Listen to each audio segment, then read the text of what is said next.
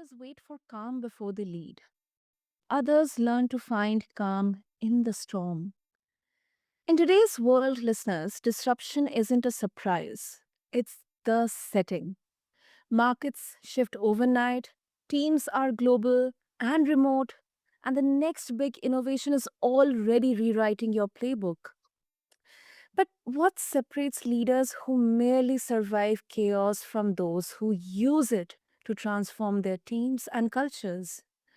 Welcome back, listeners, to this episode of the BizBlend podcast. I am your host, Sana, and this is the space where business meets human.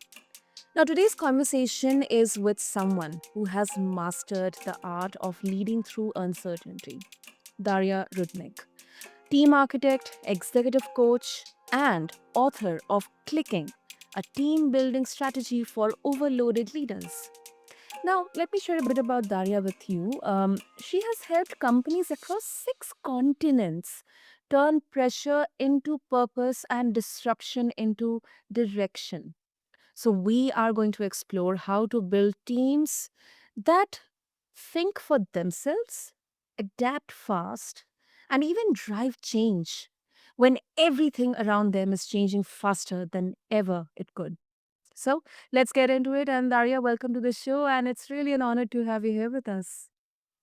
Thank you, Sana. Thank you. It's an honor to be here, and it's a great pleasure. Thank you. Super, super. Daria, this is so relevant right now, and it's very natural sometimes to be quite overwhelmed. Right now, we are seeing a lot of changes around us technologically, and in terms of how people behave, how people interact. Um, Now, when it comes to leaders, like most leaders, they see chaos as a threat, um, something which has to be controlled or avoided. And you talk about leading through chaos. So we all are very curious to know, Daria, like what does it look like in practice, and how do you help leaders reframe disruption as a creative force instead of a destructive one? Well, that is a very good question, Sana. And I like that you said control, and I think that's the key for most problems. Well, we used to have times when business entrepreneurship was uh, looked like a heroic leader who saved the world or saved the company, who led through uncertainty, and who kind of helped the whole organization survive. And that era is gone. I mean, the era of heroic leadership is gone. Now it is time for teams because no single individual, no single leader can control everything that's going on right now in the world. But what can help instead is having teams that support vision, that know what they're going to do, that can collaborate together, create like collaboratively make decisions, and that makes them strong and resilient towards the uncertainties of the world. And I can give you an example. I mean, I just want to share an example of a team. Uh, there was an organization that was going through a major financial crisis. I mean, they were really in a bad situation, and they really needed to save lots of money and to cut costs. I mean, what would traditional organization do? In traditional organization, they would say, okay, we need to cut costs here, and there, and those people need to be let go. These like processes, we removing them. We don't need them anymore. Leaders will make those decisions. Mm. What happened in this organization where they had really strong culture of teamwork and collaboration is Mhm. that CEO actually came to one of the units. That was the contact center unit. He came to the contact center department. He said, "Hey, we're going through hard times and we need to save like millions of dollars. I'm like every minute that you talk to customer costs us lots of money. I know how you value human connections with our customers, and I know how our customers value this connection. So I'm not going to tell you how you're going to handle those conversations.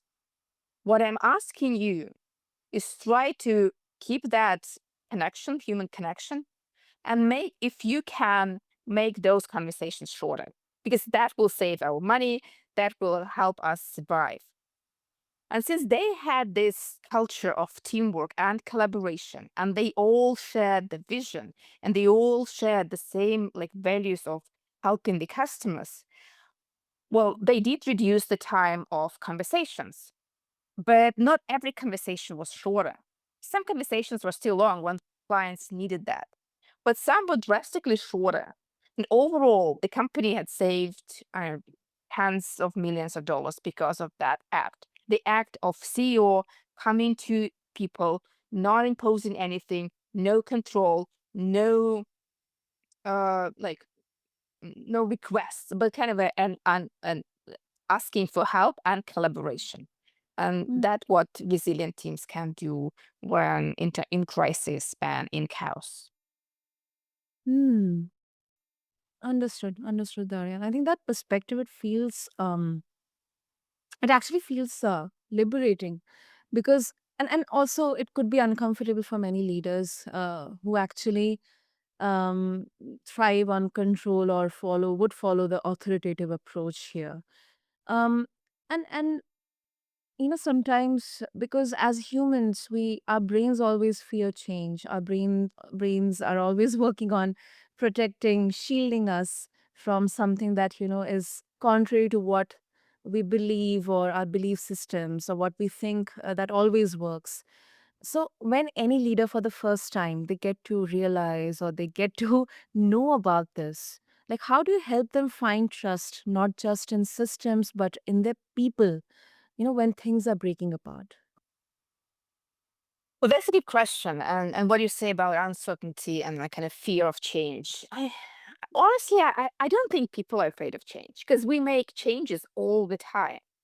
We go to school, we like make families, we marry someone, we have kids. That is a lot. There's a huge change, I can tell you. Like we constantly we relocate. People make changes all the time. The difference between like this change that we fear is that when the change is forced upon us, that's when we become resistant. But when we want to learn something, when we approach this change with curiosity, when this change promises us something good, like most people love change. They love change for something better. Well, same thing for for new leaders. Yes, when they join a team, it might be scary because they have a new role. They very like they're not clear about what to do.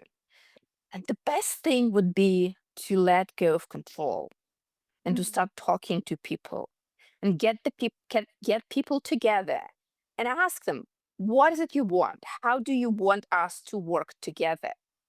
What are the values that we're sharing? What is our mission?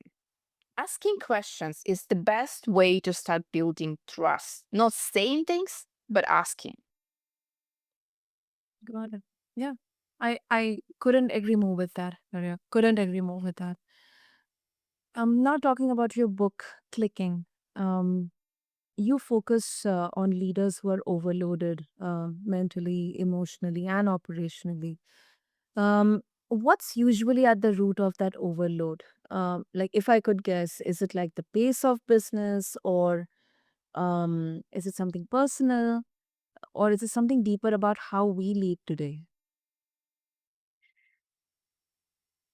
Well, that's a great question. And there are many aspects to that. And from what I see over time, leaders become more and more stretched and thin because of, again, the rapid changes, lots of disruptions, economy, AI is a huge disruptor, uh, demands from the market.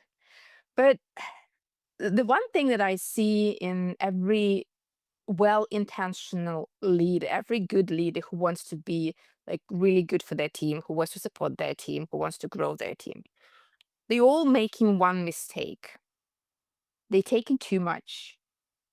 They're trying to protect their teams when Mm. teams don't need protection. They need freedom to act.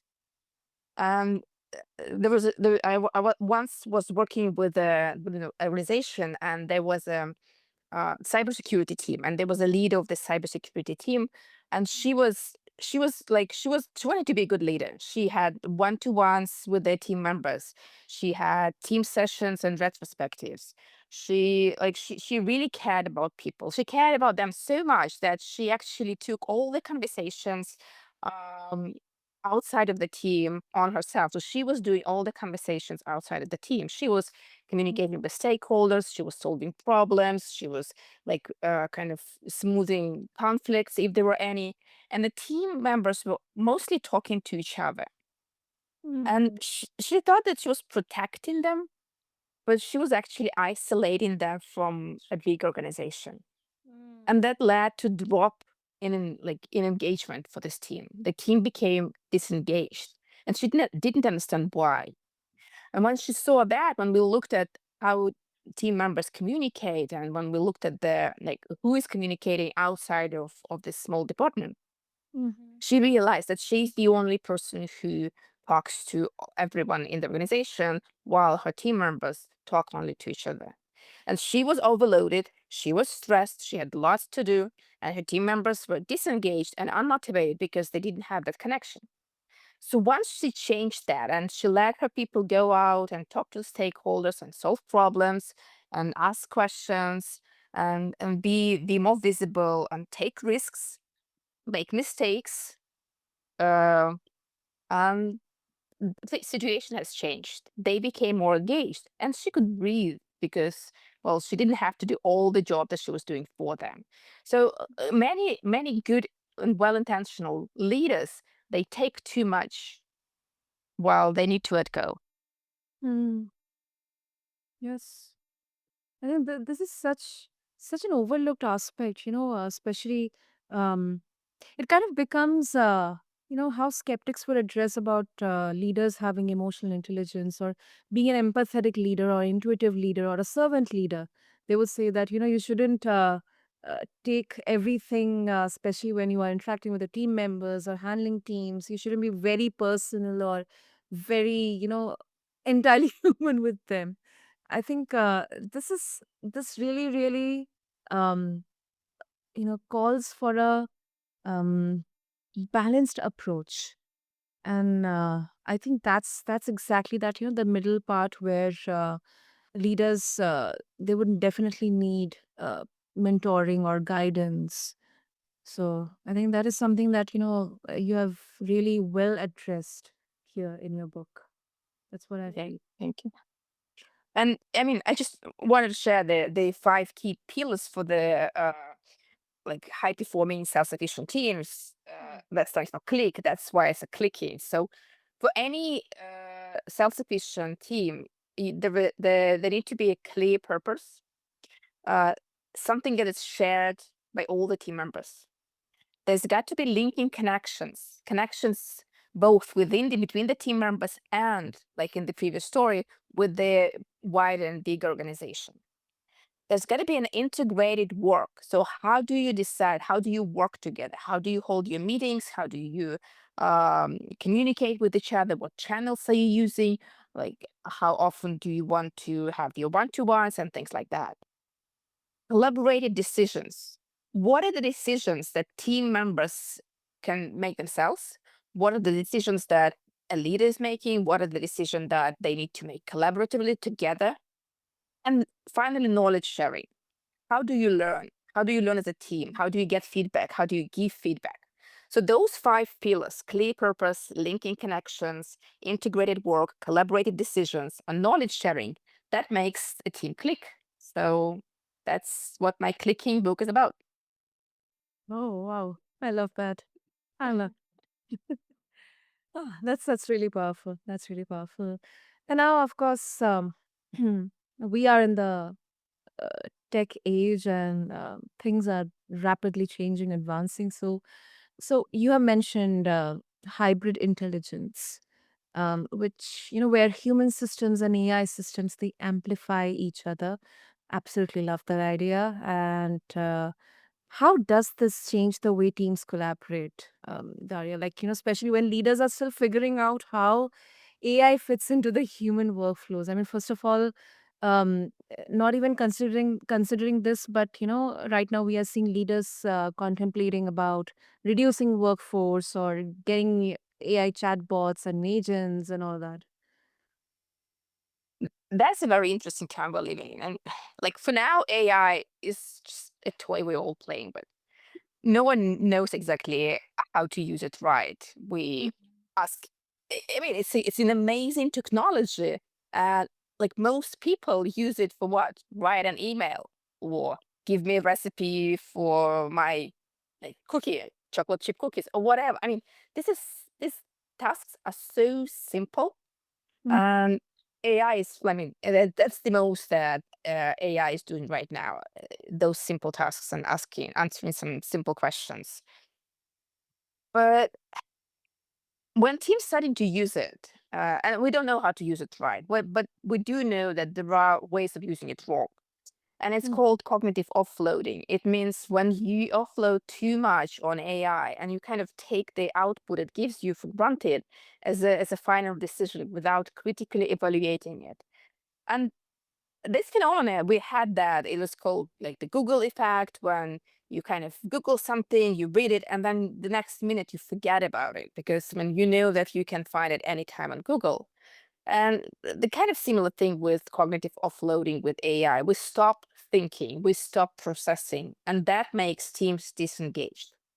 And I was once working with the customer success team, and they were really very active users of AI. They created meeting notes with AI. They created kind of main insights, next steps. They uploaded information to their CRM. But the thing is, while they were doing it, they were not processing it. They were not discussing it as a team. They were just generating some like output from AI, uploading it into the system, and like forget about it.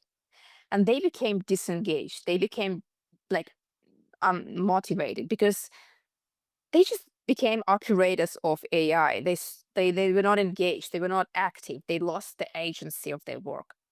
Mm. So what they did instead to kind of get this agency back is, instead of taking everything that AI gives them for granted, they started to meet together and discuss the results. What is it that we're taking?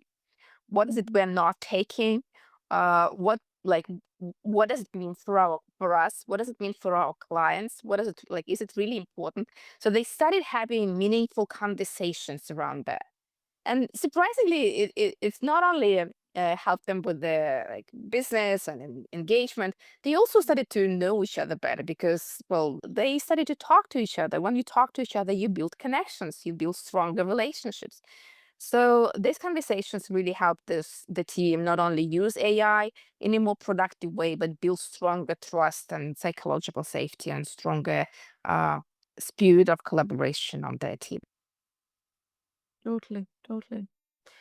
And before we wrap up, Daria, I think very, very interesting part of this conversation, I think, and this is such a relevant one right now. Like, you have worked across 6 continents, you have led teams through mergers and cultural transformation, and um, I'm really, really curious to know, like, what have you learned about trust? Like, how it forms, breaks, rebuilds, whether it is possible or not, especially in multicultural, fast moving teams. That is that is a very important question because trust is everything. I mean, we can't survive without trust. And what I've noticed is, um,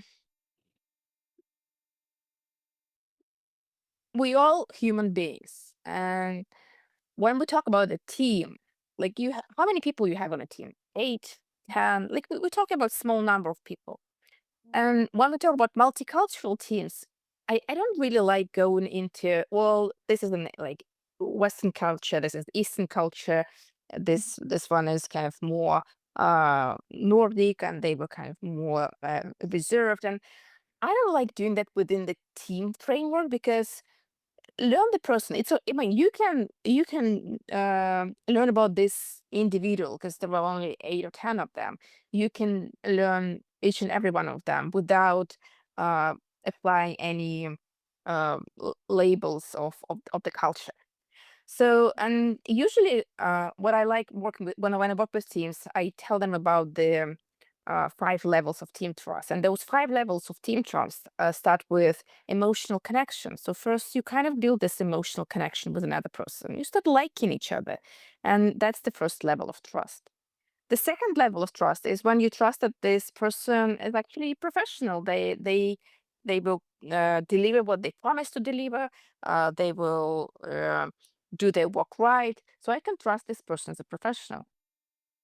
The next level is more trust that I can share my emotions and my feelings with this person. That I'm not sure of how to do this. That I made a mistake. That's the part where psychological safety starts to happen in a team. And then the next level of trust is that when all the team members can like talk about everything that happens on the team, about how they feel, about their goals, their fears, their mistakes, and this kind of a team synergy that helps team make better decisions and feel well together and perform well. Hmm. Hmm. And that is so important. And I think it's a universal truth. And it's definitely sometimes hard to practice under pressure. Um, and as you mentioned about this, I think we also need to understand, you know, that when we can take the action, or can we proactively prevent, any kind of miscommunication or that emotion connection to establish that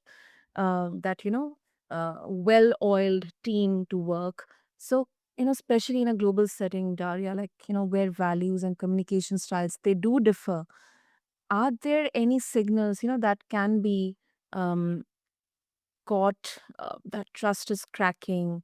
And how can leader catch it early? That is a very important question. And I love that you asked it because the for me, the most prominent signal, I mean, maybe not the earliest one, but the most prominent signal is when team members say, everything's fine. Everything's fine. And when everything's fine, it means that nothing, I mean, there's something wrong. The people, are they like, are they afraid to tell that something's wrong? Or they don't care. And for leaders not to let that happen, it's very important to have regular team conversations. And when leader has regular team conversations, they can see this dynamic, and they can see when energy goes down.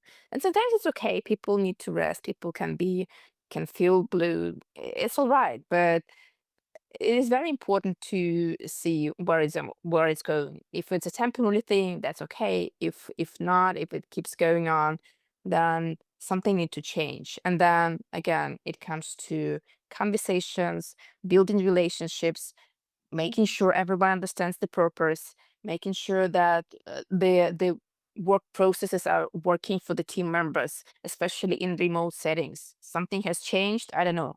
My school time, my time of school for my kids has changed. Now I'm not able to join the meetings on time. I'm always late. So it means that the time of the meeting need to change. So regular evaluation of how team is working, regular feedback, internal feedback of how team members are feeling together. That's what every leader needs to do when they want to have a sufficient, high performing, well oiled team. Hmm. Thank you for sharing that, Daria. Very important, very much needed. And how do you see the next generation of leadership? Like, if we could design it, um, like one who is built for this era of disruption, what would it look like? Well, I have a vision of a leader who's focusing on elevating individuals on the team and team communication. Again, not the one who wants to stay up front and say, I'm going to save you all, but the one who actually is one of the team members who's ready to share leadership with other team members. Um, in some situation, one person is a leader. In other situations, the other person can take the leadership role because they have more skills, they have more energy, they are more capable of doing that. So this is probably the future of leadership for me. Hmm. Interesting. That is interesting. Oh, great. And I think this is definitely a challenge and an invitation as well. Uh, Not being the loudest or the smartest in the room anymore. It's about creating a room that thinks smarter together. So it's co creation. Yeah, yeah. And Daria, if listeners they would like to connect with you and also get a hold of your book, clicking, what would be the easiest way? Well, you can easily find the Clicky on Amazon. It is available on every Amazon website for any country. And I welcome you to join me on LinkedIn, to follow me on LinkedIn. I'm very active on LinkedIn. If you have any questions, send me a message there. And you can also go to my website, dariarudnik.com. Wonderful. Listeners, I'll have all the links in the show notes. So go check out Daria's book, Clicking, and also just refer to the show notes along with this episode on your favorite podcast platform. And if I can summarize this entire conversation for you, let's try. Like, in a world that won't agree to slow down, let's just admit it is not going to slow down. I believe leadership isn't about controlling the storm, it is about learning to dance with it. So, first of all, Daria, thank you so much. You really, really helped us in understanding that chaos isn't the enemy of order. It is often the birthplace of evolution, for change, for inspiration. Thank you so much. Thank you, Sana. I loved your questions. It was really interesting conversation. Thank you. Thank you. Thank you. And to all the listeners, I think the next disruption might already be out there. So is your team as well. So is your capacity to lead. Until next time, keep building teams that don't just survive change, they thrive it. This is BizBlend, and I'm Sana, asking all of you to stay curious, stay bold, and keep leading forward. Thank you.